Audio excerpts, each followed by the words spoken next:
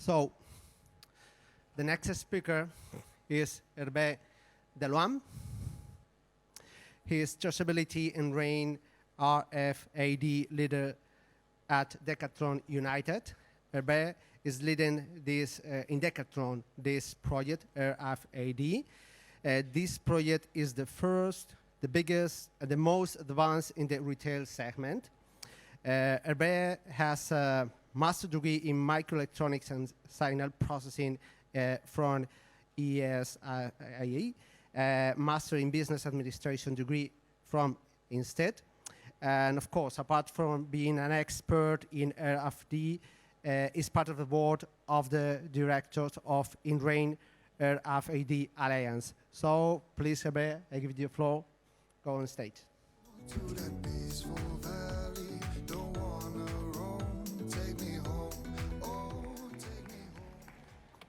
Hello to you. Do you hear me well? I saw all the people leaving, so technology is great, but I'm going to speak also about technology, but what we do in retail, which is quite important. So in a nutshell, I'm going to speak a little bit about, and I'm here to have good time with you guys. So I'm going to try to have some interaction with you at some point in time, asking few easy to answer questions, and you can react. So Decathlon, I think it's quite known in Europe. We are the leader of distribution of sporting goods, of articles in Europe, I would say even in the world. So we're going to speak about a little bit who we are and also send some key message regarding the world of IoT and Decathlon.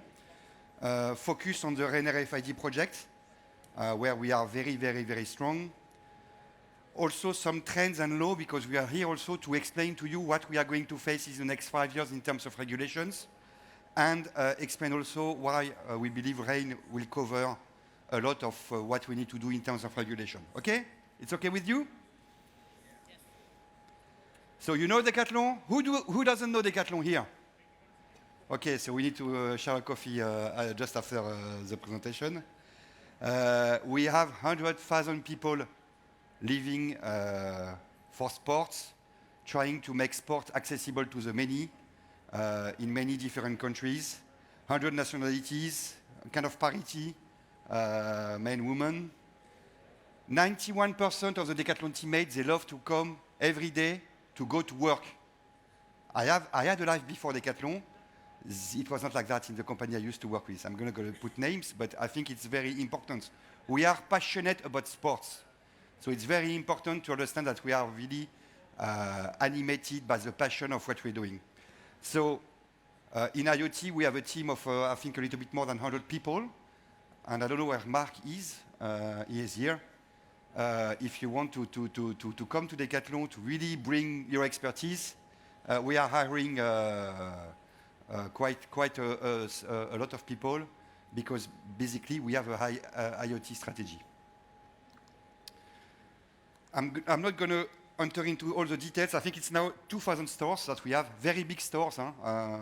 For you, I should bring some photographs, but in fact, it is very big store all over the world.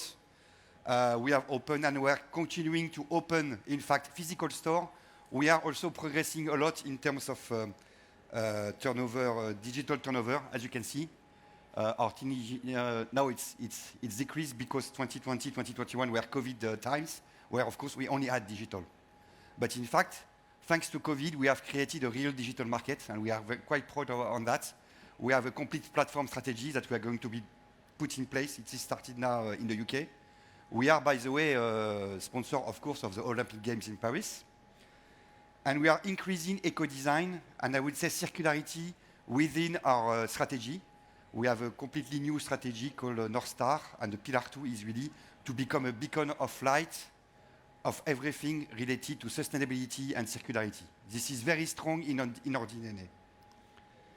We are also a designer of sport products. We don't only sell products coming from Nike, Adidas, that are our friends. We are also doing our own products. 90% of what we sell in the Decathlon store is coming from Decathlon.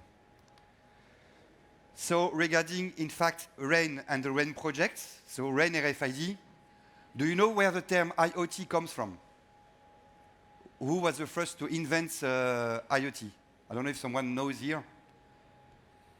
In fact, it was not one of the inventor of RFID, RAN RFID.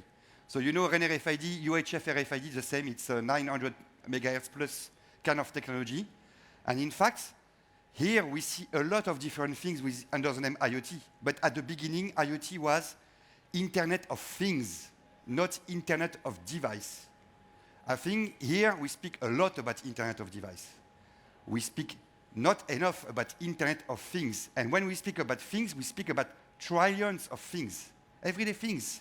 Your coffee machine, your food, your sport article, anything. So in fact, IoT was at the beginning the Internet of what we call now everything, which is, okay, to connect any kind of physical device. And here we speak too much about device as a digital device, but in fact the real game, and this is what I'm going to explain in the presentation, it is now, we are going to connect all items, not only digital, but all the physical items in the world. So we chose RAN like 15 years ago. Why did we choose RAN RFID in front of all the different technologies that were there? Of course, there is a cost. This technology is the only technology where you take a racket, a reader, and you can read up to 1,000 tags per second. Okay? It's very, very cheap. It is easy to embed. And if you compare that to all the other technologies that exist in the world, this is the easiest and the most cost-effective way to have a unique ID. So each product is identified with a unique ID, a serial number. So you take products coming from the same model code, the same football ball, the same model, but in fact, each time you see an article coming from this model, it's going to have a specific ID, an individual ID. This is very important. And thanks to that, we're going to bring, in fact, this unique ID to life, and the product is coming to life, and it's coming to be digital, because you just say, hi, I am this product coming from this manufacturer with this model code and this serial number. And with that, we are going, in fact, to elaborate a lot of use case and user experience. So in Decathlon itself, so we started in 2013, we push on the button, okay, all the products that are going to be sold in Decathlon are going to be with RAN RFID. So for us, it's between 1.5 billion products a year. What do we do with that? We put that at the factory. We make some reading in the factory. We know that when we have a box coming from a given factory that is supposed to have 50 white T-shirts, XL, it is 50 white T-shirt XL, and we have all the serial number in our central system. As soon as the box is leaving, we know that we are going to receive this information. So we know from the factory, we know from the warehouse, inbound, outbound, picking, inventory, everything is made based on RFID. So it's very efficient. And only with this efficiency that we have all over our own value chain, we are generating a lot of money with that. So in fact, RFID is not a cost, it's a benefit, because we are making a lot of efficiency.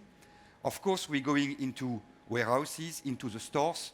So as you are all user of RFID within Decathlon, you know that there is a magic there. When you pay, you take all your products, you put that in a basket, and the basket acquisition is automatic. This is RAN RFID. Then you just have to pay. So you pay NFC, but you acquire the basket of the customer using RFID. Security at the gate, inventory, all these different elements, in fact, are using RAN RFID. And in fact, what we are going to develop is how we are going to use, and this is the next slide, RFID for circularity. Because I spoke since now only about, in fact, efficiency. But in itself, most of the people that used RFID since 15 years were saying, okay, I need to have a ROI. I need to be able to make all my processes at supply chain level, at the store level, more efficient. And with that, in fact, RAN in itself is a sustainable technology because it brings that. But now we realize that it's going to bring much more. And in fact, the revolution is in front of us. So I don't know if many of you know about what is happening and what we are going to do with RAN RFID, but it's going to be huge. I'm very surprised that we don't speak so much about this technology here. because you, as, let's say, makers of technology, you should have a lot of RFID projects because the revolution is in front of us. So last innovation, in a nutshell, automatic inventory. We have robots. I think we have a good, one of our partners is coming from Barcelona, so I think they are here in the room, so my friends here from PAL. So we have a robot that is coming into the store. All the products are bearing an RFID tag, or an RFID tag. We have a freshness, a daily freshness of our inventory in store. So why is it important to have that? In fact, retailers that do not have the RFID technology, there is a discrepancy between the, what we could say, the digital inventory, what you see in your IT system, and the physical inventory, what you really have in your stores. The difference, on average, it's like the accuracy of the digital inventory is 60 to 70%. So you don't know what you have in store because you only make one inventory per year. And you have a lot of events in a store. Of course, you have people stealing product, but not only. Sometimes you misuse the barcode. So you have many events in a store that is impacting, in fact, your inventory. With the RFID robot, of course, it's an investment, but you are able to have an inventory that is accurate. This is generating turnover. So sometimes in a store, you come to buy a given product. I'm sure it happened to all of you. You go to a store, you've checked over the net, okay, the product is on store. I don't want to buy it online because I want to have it now. You take your car, you go to the store, and the product is not there. And you're so pissed off, you will never come back in this retailer because you say, why, who is this retailer? Okay? It happened to me many times. I'm sure it happened to all of you. In fact, it's because the stock is not accurate. So to have accuracy daily, it's not only to have increase, of course, it's very important to increase your physical turnover, but it's also, with that, you can have what we call omni-channel strategy with your customer. So you can have click and collect, you can have a lot of different ways to make services to your customer because your stock accuracy is good. So we came from a long way. Still in some Decathlon stores, we are using rackets, devices like that, and we control beep, beep, beep, beep, beep, and we make the inventory of a store. Now the robot is doing that, and what we are working with our partner is to have this kind of robot that is seamless. There will be no intervention of Decathlon people. It is making its own work at night. Okay, the robot is moving. If you're changing, in fact, your floor plan, it will adapt, and then it will be able, in fact, to provide a full picture of what you have in stock, and more than that, the localization of the product in store. And it will have a list, and this is a dream for a retailer. You open your store, it will say, okay, there is an issue within your inventory with this, and all these items are misplaced in your store. Just act and make a better sales experience. A second good innovation regarding RAIN RFID is the embedded tag. So beforehand, there was a kind of hang tag on your products, and it was removed. Now, the tag is inside the product. I would say the tag is part of the product. And this is very important because we're going to see with the legislation that the tag needs to stay in the product until the recycling of the product. And this is one of the great news we are going to share today. This is very important. With an embedded tag, in fact, of course, the tag stays. It's more difficult, in fact, to steal a product because you have to cut it. But more than that, the tag will stay all along the life of the product. So we will be able to engage with our customers. We will be able to engage with new circular model. When we are doing renting, when we are doing Second Life, we know when the product is coming back in our store from where it comes from. And this is very important for us, and it is bringing a lot of value to all the different retailers. So embedded tag is part of the foundation of the future we are going to speak about. Automated logistics, very important. We are lucky enough to own our own logistics, our own warehouse. We are investing massively in automated logistics, and this is thanks to RFID. We are able to have the identification of the products because we can read them. So we have a box. We know how many items we have in the box. We know the SKU of the box. We know even the expiry date of a product if the product has an expiry date. We can do FIFO in a warehouse. I can tell you before RFID, I had a lot of people, director of warehouse, saying, okay, but I'm doing FIFO. Okay, how do you measure? You know, it's important to do FIFO because the products, they have a life expectancy. Even though there is no expiry date, an helmet, for instance, has a life expectancy of 3 years. If it is staying 2 years in your warehouse, 2/3 of the value of the product for the customer is destroyed. So we need to do FIFO, first in, first out, in warehouse. Without RFID, it's impossible to measure if you're doing it or not. With RFID, you know when the product is entering into the warehouse. We know when it's leaving. You say, but why did you take this product at picking? Because this one was older than this one. So you are able to put your metrics. And what you don't measure, you don't animate. It's not like, oh no, I think I'm doing it. No. I can measure it with the data. I am doing really first in, first out. So I would say automated logistics is very, very important for us. Another very big revolution, let's spend some time with that. One of the drawbacks of REN RFID, and the drawbacks for the implementation of IoT, was the fact that when RFID was not present on the mobile phone of our customers. I have great news to share with you. It is coming. Within a couple of years, this technology is going to be supported by the main handset maker. So I cannot disclose more than that, but it is coming. And one good sign of seeing that, it is because the industrial smartphones have, most of them now, they have RFID. So of course, it's not billions of handsets, it's millions of handsets, but it is already there. And I can bet all my money with you that within 3-4 years, most of the smartphones sold in the world will be with RFID. And then we will be closing the loop because we will be able, in fact, to have direct interaction with our customer thanks to our products. This is huge in terms of marketing. Even Amazon, they don't know, my predecessor, when they're selling their product on their website, they only have a touch point when they sell. When the product is used, they don't know what the people do with the product. This is huge in terms of marketing. And this is coming, and at a technological level, this is coming very, very, very fast, because in fact, you don't need to have additional chipsets on your mobile phone. The frequency of RFID is 900 megahertz, so it's already GSM frequencies. So in fact, most of your GSM today, by changing the firmware, you should be able already to read RFID. So it's not a big thing, but it's going to be a big thing for us. And circularity, because each product has a unique ID. This product, the two same blue shirts, same model, have 2 different ID. We are able to use that on circularity. So we have 5 stores in Spain. Decathlon Spain is a pilot.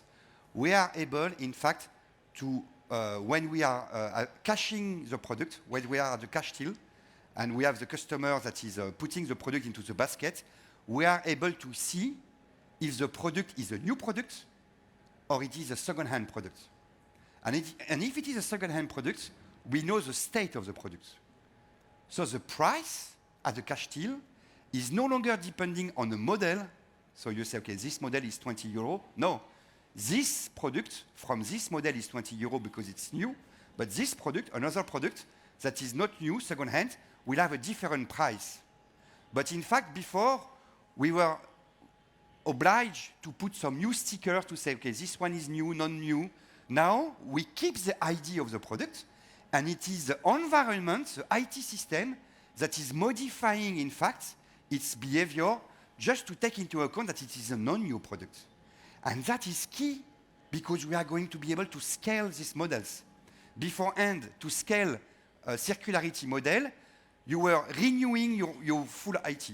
And 2 models were coexisting. The IT system that is managing the new product, and aside from that, you had a completely new system managing your second-hand product, renting, all these things. Now, using the same infrastructure, we are going to be able to manage any kind of product. So it's bringing customization, renting, and then you can make only business rules. You would say, okay, I'm going to rent the product 6 times, and the 7th time I put it in second hand. Yes, we know this product has been We know the full story of the product. Okay, this product has been rented 5 times. It has been sold in second life, resold third time. And then, of course, we say this product has to be removed because it's too old. Then we can recycle. And then REN RFID will still be there because you have your small chip inside and you're going to say, okay, what is the composition of this shirt that has been produced 10 years ago? And it will say, okay, it's 99% bio-cotton. Oh, it's bio-cotton. I keep it because I want to recycle it. It is merino wools. You know, it's very expensive. So all this raw material, we say it is the new gold. We need to be able to recycle. We need to be sustainable. And this is very important, and this is coming from RFID technology. So I spoke about the trend and laws. And why did I speak about all these things, about recyclability and so on? It's because, guess what? The European Commission, they are going to impose that on all of us. Because we want to save the planet. Huh? Who doesn't want to save the planet, okay? But now we are taking some regulation. And these guys are very strong. So circularity, you know the different concepts. Transparency, of course, because we have a lot of information about the product we can give to our customers. But we have something called the Digital Product Passport. Who knows here? I want to check. Do you know what Digital Product Passport is? 5%. This is the next move. Digital Product Passport, what it is? You have a product that is imported in Europe. Okay?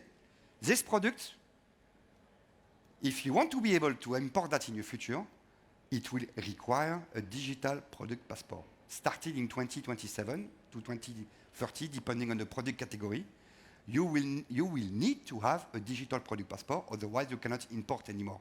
What does it mean?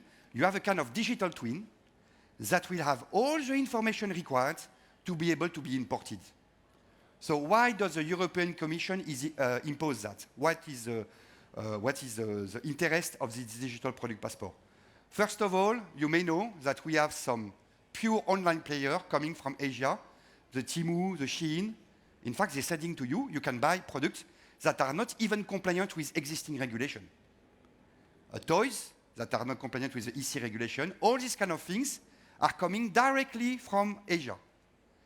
And in fact, you cannot do anything because there is no element. Tomorrow, if you don't have a Digital Product Passport, at the customs, it's going to be closed, and you cannot enter into Europe. Okay? So it's very important. The reason also is to do what we call eco-design and circularity. So within the Digital Product Passport, they are going to impose the fact that we're going to trace if the product has been recycled, if the product has been rebuilt. So, for instance, the first category of product that are going to be under the Digital Product Passport framework are batteries. You know the batteries? In the batteries, if you are, in fact, renewing your battery, you need to register that into the Digital Product Passport of the product. So it is not only, I would say, the pre-sales life of your product that you need to store, but this is the pre-sales and the post-sales life of the product. So what have we done with the product by the usage of the product? How many charging, discharging of the battery have we made? And all this information, by law, in Europe, we are going to register that. It is a revolution. So it's a question of having the right level of, let's say, sustainable development regulations, but we are going to impose that to the world. Because any product coming from any kind of place in the world, if you want to import them in Europe, you have to comply. And if you don't comply, you're out of the market. So everything that I've explained that we are doing at Decathlon, in fact, we are lucky enough to be maybe 2 or 3 years in advance, but in fact, everybody is going to do that. All the companies are going to be able to do that. If they don't do that, they are out of the market. So I think it's a very important element. We have some other legislation, like the AGEC law in France, imposing transparency. We need to explain on textile from where the product is coming from where the textile is coming from, in which country the dye has been made. So you see a lot of things about the industrialization of the product We need to be transparent. And why is the European Commission imposing that? Because they want first to have customers that are able to make the right choice. And the right choice is knowing what is the ecological impact on the product that you are buying. So it will be de facto transparent. But also to be able to, let's say, increase the circularity model. I think we are going to move on some products from let's say, an economy of ownership to an economy of usage. Within Decathlon, for instance, we are testing subscription. You pay 40, not in Spain, don't go in Spain, it's in Belgium. You're paying 40 euro per month, and you can rent any kind of product with a total value of 1,000 euro. So each time you are there, you cannot have more than 1,000 euro face value. Every day you can change. You're going to have a tennis party with your friends. You go to a Decathlon, you take your tennis, and the day after you give it back, and then you take a squashed element. So in fact, all these new models, in fact, they are great because we are going to change the behavior of the consumer. But if we are not able to trace that, and to have REN RFID helping us to trace that, it's going to cost a lot. But if you have an idea on each product that you can read each time the product is coming, leaving the store, this is possible. And in fact, we are lucky enough to have invested 10 years ago on this technology, and this technology is bringing much more and more and more, in fact. Okay? In fact, Supply Chain Visibility Act, greenwashing bills, there is an anti-deforestation law. If you are importing, there is a series of something like 20 raw material. In this raw material, you have, of course, wood, you have paper, you have meat, you have palm oil.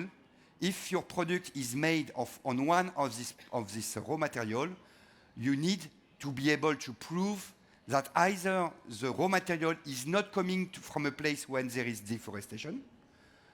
This is very important. So no, it's not coming from Brazil because in Brazil you have deforestation. No, it's coming from another place. And if it's coming from one of these areas, you need to be able to prove that it's not coming from the region where you have deforestation. Otherwise, your product cannot be imported anymore in Europe. And the law is effective today, retroactive. We just don't know how they are going to control that. And for us, it's very important to have all the data about production. Okay, no, we are using palm oil from another place. We need to secure the fact that any of our supplier is not really involved in deforestation. So, in fact, we always say, you have European voting not so far from now. We always say Europe means nothing. They are very, very strong there. And as a European, I'm very glad they do this kind of law. As Decathlon, part of Decathlon management team, it's going to be very difficult for us to prove that. Okay? And we have the right tool, and REN RFID definitely is one of these tools. On the transparency side and on the demand from the customer, so 69% of the customer want to know how their clothing is manufactured. I can tell you on our outline and over internet, we have more and more people saying, but from where this product is coming from? How many do you think websites on e-commerce, they say, okay, my product is coming from there, the main raw material are coming from here. So that is something that we are building today, and we have already most of it now. You see 73% of the consumer agree fashion brands should release I think there is an issue on English. Okay, where it's manufactured, from where the raw material are coming from. This is key to be able to choose the right product.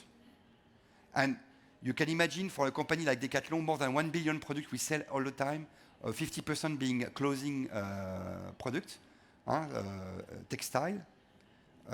For some products, we have 10 manufacturing sites in different countries.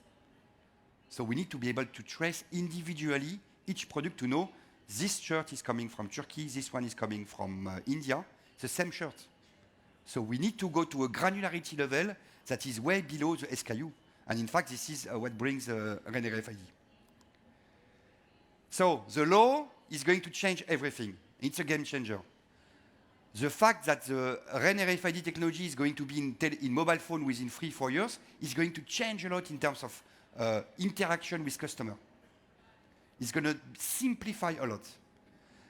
Why REN RFID is an advantage on everything that we have explained? So in fact, whatever the legislation, you see that we are going to have more and more a need to have a level of granularity. We need to discuss with the product, and it's the product belonging to a customer.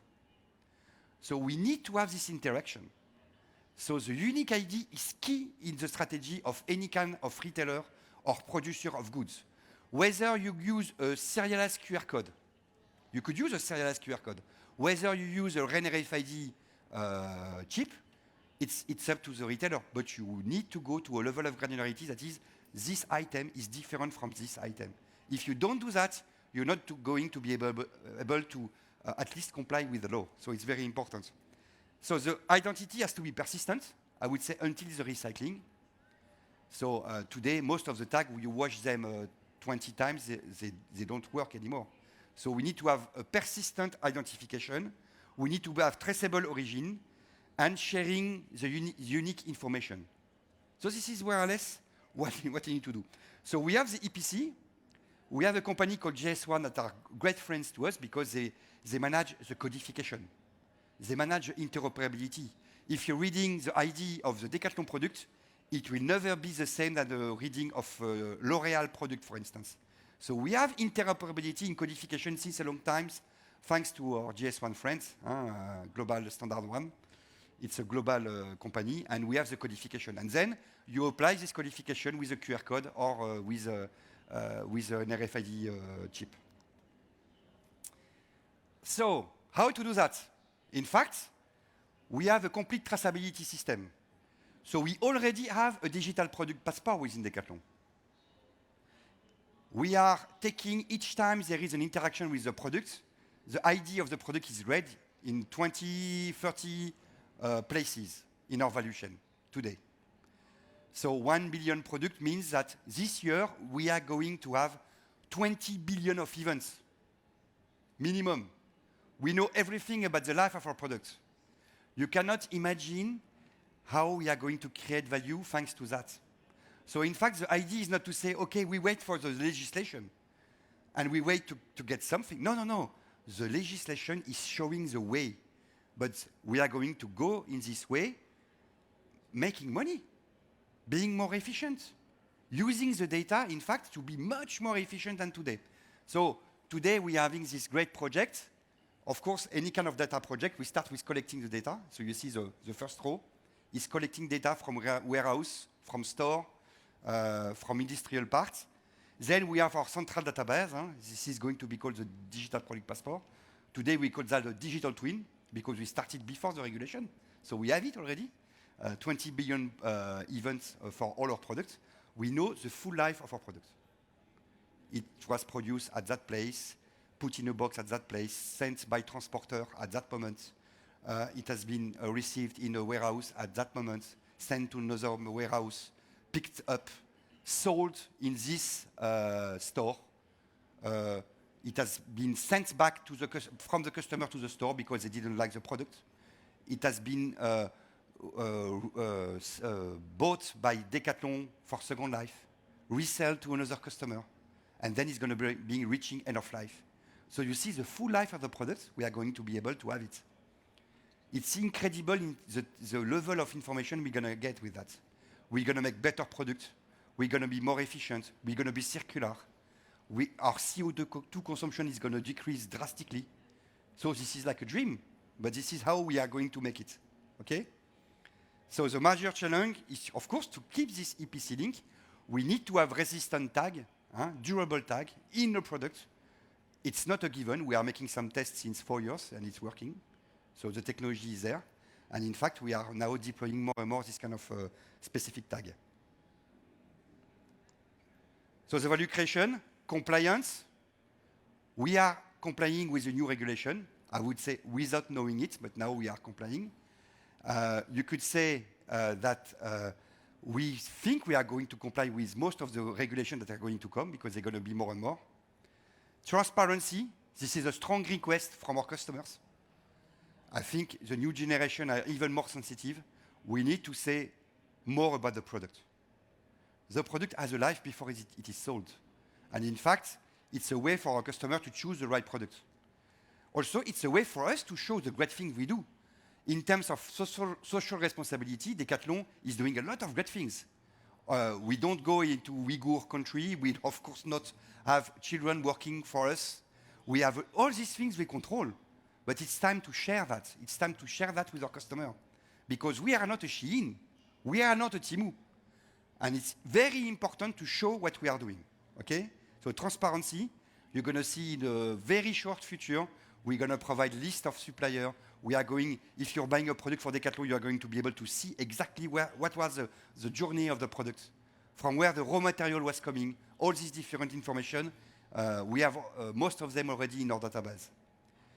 Of course, the customer knowledge, I think it's much more in terms of customer knowledge, it's safety of customers. We will be able to be much more efficient in many processes. Like one element that is happening sometimes in retail is to make a withdrawal of a product because there is a safety issue. We are selling bikes, sometimes there is an issue. A component we are using, there is a possibility that it could break. Of course, safety, no compromise. Today, what do? We don't know, and if we are not using René RFID, we don't know where the 10,000 bikes that are faulty are in our environment. If you're not Decathlon, you don't know it. So you are going to remove all the bikes from this model, all over the world. Sometimes for us, it's a lot. It could be 500,000 bikes that we have to remove, to check, and for the ones that are not faulty, to put back again into our sales and our value chain. This is costing a lot. This is costing a lot, and we missing turnover because it could be a very high runner, a product we sell a lot.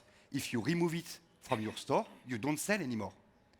Tomorrow, with the traceability, you are going to be able to say, okay, so we are speaking about this delivery coming from this purchase order. This is this number ID, this ID of products, and we exactly know for each product where the product is. And we are able to identify, okay, this product, this one. So we are building now a front of that. We are going to be able to say, okay, this store, there is no impact. This store, you have to remove 2 products. And we give you the ID, and we give you the tool to locate this product into the store. You can imagine the efficiency that we're going to get from that? And increase safety, because the faulty product cannot be sold anymore. It's going into the point of sale, and we're going to check the ID. We say, oh, no. You cannot buy this product, because this product has an issue. So you have the certainty that the product will not be sold. The only uncertainty you get is it could still be stolen. But okay, this is the problem of the stealer. But okay, this is the only problem. So really the customer knowledge, the behavior, the safety of the customer are going to be very important. And as we spoke, the new business model. Today, it's easy to say, okay, what is the CO2 consumption of a company? We don't know. We are making as accurate as possible figures made of average about the consumption of products. The company that is saying today to you, I know exactly my CO2 consumption, they lie to you. You cannot know because you don't have all the information. Within our traceability system and the unique ID, we know exactly how many products from how many model codes have been produced by how many industrial partners using what kind of energy. So in fact, you are to a granularity level that will allow you to make almost accurate CO2 consumption computation. This is very important when we are discussing with people, not to be accused of greenwashing, to provide the right figures. And this is what we are able to do with this kind of technology. Of course, a new business model, as we said, renting, second life, recycling. René RFID is a complete enabler on that. And this was not expected when we started with RFID. We were efficiency. We're going to make money. But we see how strong the technology is. And now most of the retailers that are using and starting to use René RFID, they see that also in their model. So we need to keep some time for the question. I think it's important. So RAIN RFID has transformed from a tool of our efficiency and inventory visibility to a central enabler of new circular business model and sustainable practices. So you see, this is key. Regulation, change in the mobile phone industry that is going to support RAIN means that we are coming now. Do you know how many RFID tags are issued every year in 2023? 45 billion. 45 products today, billion products, are tagged on a yearly basis with RFID, growing 30% each year. Tomorrow, with this kind of new regulation to tackle, with the opportunity of mobile phone, it's going to be trillions. You're going to have trillions of products, physical products, that can be interactive. And the only way to be interactive is to saying what they are and where they are. This is enough to do a lot of things. And I think, and it will be, I would say, my comment for the end is, we should speak more and more about this technology that was the initial technology of IoT for the future. How are we going to make applications that can use this technology? Because in the future, starting 2027, by law, you're going to have more and more physical products that will embed a RAIN RFID tag that is available to be read by any kind of device. So how are we going to make the right application, the right user experience, so that we are going to use this new way of interactivity with our everyday product? And I think it's going to be huge, huge. And for Decathlon, for sure, we are going to be there because we already have the tag in all our products. So we have 3-4 years of advance, but we believe that a lot of other companies, and many, because we don't buy 45 billion tags per year, we only buy one. So you can understand that you have a lot of others, H&M, CNA, I don't want to Inditex, they all have RFID. If you're going to the store, you're going to see the small tag in it. So on apparel side, it's a lot already. So this is the next revolution. All your products are becoming interactive. They're going to tell you who they are, and you can check where they are. So can you imagine home automation? It's going to be incredible. You already have a washing machine coming from China. There is a reader on it, and he's looking at everything in a washing machine, and he's putting the right program. He knows, okay, it's cotton, it's any kind of different material, and he's adapting, in fact, the washing cycle to what is inside. You know, it is already there since 2 years. Of course, you don't have a democratization of that because most of the products don't have the tag inside. But these guys, they are ready for the future. They saw it, and they said, okay, look, we need to do that. And this is all this kind of automation we're going to have everywhere because the product will be interactive. I stop there, and I think we have a few minutes for questions. Last thing, there is an organization called RAIN RFID. This is where everything is taking place, all the discussion. You have QR codes, and they made a fantastic report that is mixing RAIN, everything I explained, RAIN RFID versus sustainability, and all the new sustainability laws that are coming. It's a good report. I think it's going to be updated every year, and it's important to start thinking about what will be the future. Thank you very much. I'm taking all the questions now or maybe later on. So let's interact and let me think what you think about all of this. Do you have some questions?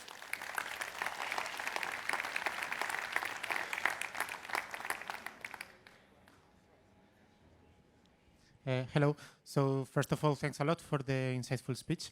I would like to know a bit more about how did you manage the strategy to get all your suppliers actually put these RFID tags on the product, and if it had phases, or did you make some hard requirement at some point over it? Yes.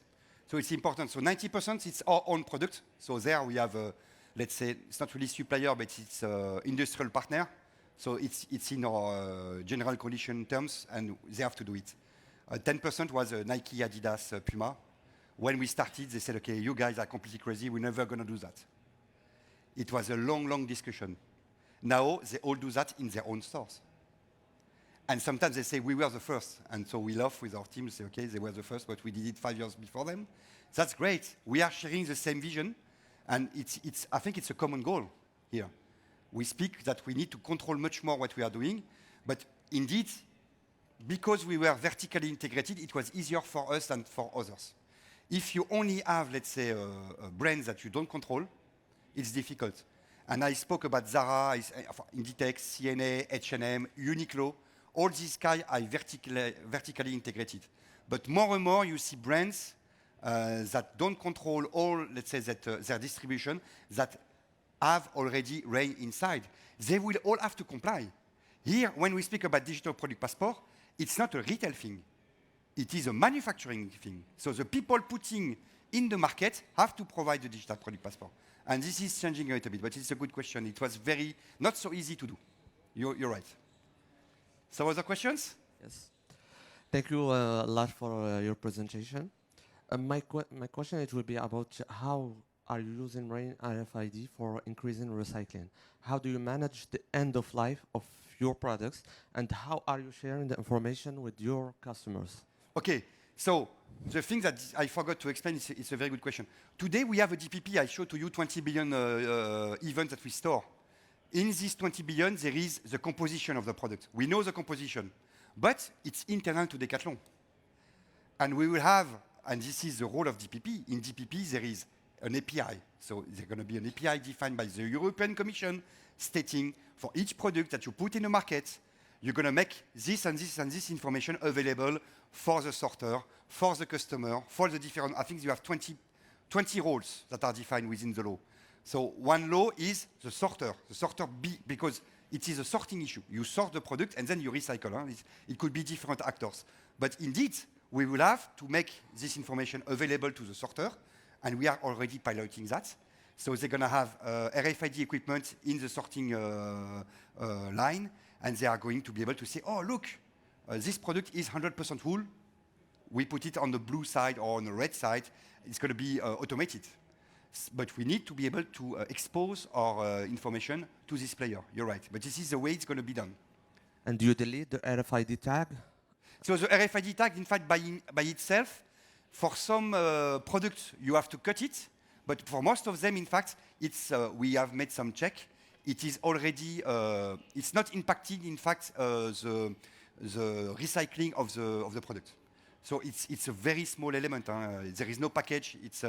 You need to check that. We have made, I say you're saying, no, we've made the test. And in fact, it is recognized. Compared to some other technology, you should see the thread. It's a yarn. Huh? It's very, very, very small. And in the end, the chip, it's silicium. So we saw, for instance, in textiles, there is no impact. We've made 10 to 20 tests with in different countries, and it can be recycled.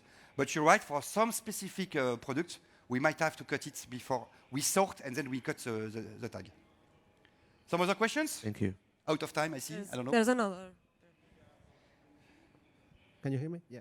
Okay, thank you very much, Hervé, for your presentation, your interesting presentation about what Decathlon do with technology. This is the last presentation in this auditorium this morning. So if you want, you can consult the app and see the next coming presentation in the event. Thank you very much.